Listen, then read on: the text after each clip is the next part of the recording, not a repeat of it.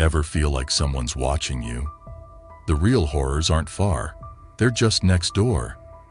Tonight, discover 3 chilling stories of neighbors who were much more than they seemed. Story 1. The Man in the Window. Lena, the topic of our first narrative, relocated to a pleasant suburban area with the hopes of leading an effortless existence. With a large front yard and a welcoming neighborhood, Lena was in love with her new home. However, shortly after moving there, she became aware of an oddity regarding her neighbor. At exactly 11 p.m. every night, she would see a guy standing at his window, just gazing at her. She first dismissed it as a coincidence, supposing he was either daydreaming or maybe observing the night sky. However, as the days went by, it became evident that he was staring at her rather than the stars. She constantly felt his stare, regardless of whether the lights were out or the curtains were closed. Lena made the decision to test her theory one evening. She waited in her dim living room after staying up late. He was standing at the window when the light across the street flicked on just in time. The realization that he hadn't missed a single night sent a shiver down her spine. She was horrified by what she saw a few days later. She saw something white on her front porch one evening when she arrived home late. She recognized it as a letter without a return address as she approached. "I like watching you," was all that was said in the letter. She contacted the police, terrified. They accepted her allegation, although they had little evidence. She made an effort to ignore the guy over the next several days in the hopes that he would get disinterested. She never really felt secure, even though she eventually saw less of him. Lena claims that every time she passes his home, she can still sense someone watching her from the shadows. The image of that darkened window still bothers her, even though she never learned why he did it. Story 2. The Tenant in the Basement. Ryan, a young guy who relocated to a cheap apartment in a distant city, is the subject of our second narrative. The only thing he really desired was the place's quietness, not its opulence. Ryan started hearing odd, muted sounds from the basement a few weeks after he moved there, like whispering or shuffling feet. He thought it may be some stray cats sheltering from the cold or just the building's aged pipes. But one night, there was a huge crash that woke him up.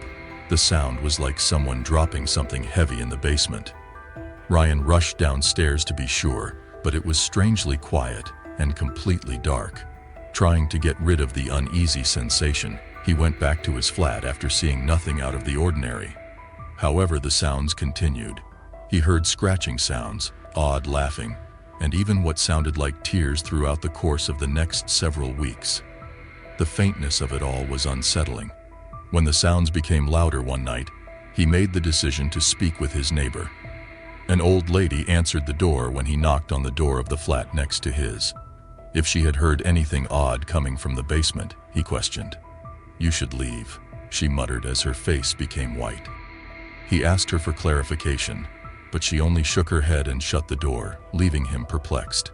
Ryan, now really terrified, called the landlord, who informed him that members of the apartment complex did not have access to the basement. No one was meant to be down there at night, and the only people with keys to it were the maintenance crew. On one occasion, Ryan heard footsteps outside his door as he woke up. He plucked up the bravery to open the door, only to discover nothing. The corridor was deserted. However, there was a little frayed doll in front of his door. When he told the landlord about it, he was told it was a joke and that they would look into it. However, Ryan realized he had to go as the sounds became more intense and unfamiliar. Within a month, he left and never looked back. He still doesn't know what was going on in the basement or why that doll was left behind. Story 3. The Woman Who Never Left in the Last Tale. Emily and her spouse, excited to begin their life together, moved into a duplex. Although they were pleased with the property, there was something strange about the neighbor across the street. She was an old lady, meek and fragile, always looking at them through her curtains. Emily's face was barely visible in the darkness of her house, and she would always be caught looking whenever she and her husband went outdoors. They didn't mind it at first, But then things became peculiar. They heard what sounded like fingernails scraping wood late one night on their shared wall. Emily's husband thought it may be mice or some other tiny animal, but when examining the wall, he saw nothing out of the ordinary. Then everything got out of hand. The old lady began to knock on their door and ask odd inquiries such as, "Did you hear the crying last night?" Or, "Have you seen my cat?" She would continually inquire about the same topics, as if it were her first time. Emily would respond courteously, but every interaction made her uneasy. The lady showed up at their home one evening, appearing even more unkempt. "She won't let me sleep," she said, seeming irritated.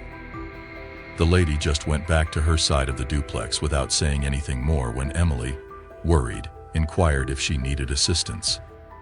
When Emily and her husband knocked on her door the next day to see how she was doing, no one answered.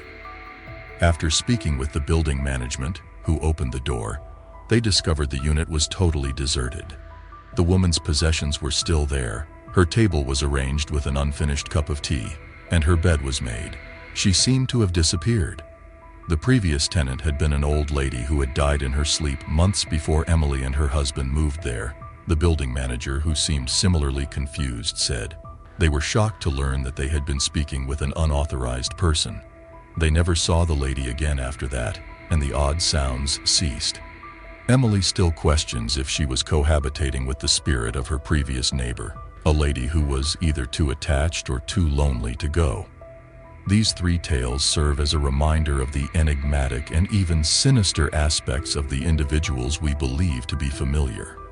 Our neighbors may not always be who they seem, whether it's a guy with a disturbing addiction, secrets kept in the basement, or a ghostly presence that is too stubborn to go.